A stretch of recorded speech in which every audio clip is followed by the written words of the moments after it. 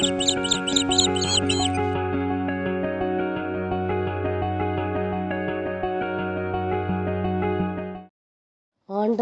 இனிய நாமத்தில் உங்களை சந்திப்பதில் மிக்க மகிழ்ச்சி அடைகின்றேன். நாம் இன்று தியானிக்க எடுத்திருக்கும் தலைப்பு, எந்த ஒரு தீங்கும் உங்களை துக்கப்படுத்தாது. தியான வசனம் விடுதலை பயணம் அதிகாரம் 23 வசனம் 27. என் பேரச்சத்தை உனக்கு முன்னர் அனுப்பி உன்னை எதிர்ப்படும் எல்லா மக்களையும் நான் கதிகலங்கச் செய்வேன். உன் பகைவர் அனைவரும் உனக்கு புறம் காட்டச் செய்வேன். இந்த வசனத்தின் மூலமாக கடவுள் நமக்கு உணர்த்துவதை சிந்திப்போமா? கிறிஸ்துவுக்குள் பிரியமானவர்களே, இன்று நாம் தியானிக்கப் போகின்ற வசனம், எவருக்கும் பயப்படாமல் உனக்கு முன்பாக நான் செல்வேன். மேற்கண்ட விவிலிய வசனத்தின் முன்பகுதியையும் பின்பகுதியையும் கவனிப்போமானால், இறைவன் இஸ்ரவேல் மக்களை எதிரிகளிடமிருந்து பாதுகாத்ததையும் அவர்களை அளவில்லாமல் ஆசீர்வதித்ததையும் குறித்து அறிந்து கொள்கின்றோம். இறைவனுடைய பிள்ளைகளான நமக்கும் கூட ஆண்டவர் இன்றைக்கு இந்த வாக்குறுதிகளை கொடுத்திருக்கின்றார்.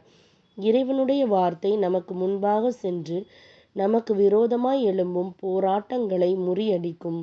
பழைய ஏற்பாட்டு புத்தகத்தில் மோவாபிய ராஜாவான பாலாக்கை குறித்து என்னாகமம் 23ஆம் அதிகாரத்தில் வாசிக்கின்றோம். பாலாக் ராஜா தீர்க்கதரிசியான பிலேயாமை அழைத்து இஸ்ரவேல் மக்களை சபிக்கும்படி கூறினார். பிலேயாம் இஸ்ரவேல் மக்களை பார்த்தபொழுது இறை ஆவியானவர் அவர் மீது வந்தபடியால் அவர் கண்கள் திறக்கப்பட்டது. இறை ஆவியானவர் அவரை தொட்டபோது இறைவன் இஸ்ரவேல் மக்களை ஆசீர்வதித்து எதிர்காலத்தில் நடக்கவிருக்கும் காரியங்களை வெளிப்படுத்தினார். ஆம், பிலேயாமின் மூலம் சாபத்திற்கு பதிலாக ஆசீர்வாதம் ஒன்றன் பின் ஒன்றாக வெளிப்பட்டது. இறை ஜனங்களை சபிக்கும்படி வந்த மனிதனுடைய கண்களை இறைவன் திறந்தபடியினால் இஸ்ரவேல் மக்கள் சாபத்திற்கு பதிலாக ஆசீர்வாதத்தை பெற்று கொண்டனர். நம்முடைய இறைவன் எவ்வளவு அற்புதமானவர்! பிரியமானவர்களே, உங்களுக்கு விரோதமாக எழும்புகின்ற சத்துருக்களை இறைவன் மாற்றி உங்களுக்கு உதவும்படி ஆசீர்வதிப்பார்.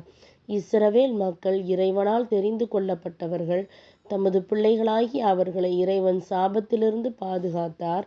அதுபோலவே இறை பிள்ளைகளாகிய உங்களை எந்த ஒரு சத்துருவும் அணுகாதபடி பாதுகாப்பார். உங்கள் குடும்பத்திற்கு விரோதமாக ஒரு மந்திரவாதமும் கிரியையும் செய்யாது.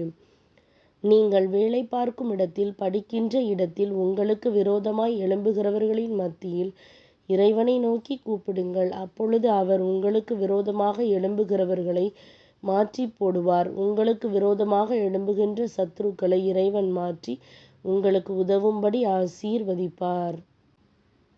உங்களுக்கு எதிராய் ஒரு வழியை வருகிறவர்கள் ஒரு வழியாய் ஓடிப் போவார்கள். கடவுள் உங்களை எப்போதும் தமது செட்டைகளின் கீழ் மூடி மறைத்து பாதுகாப்பார்.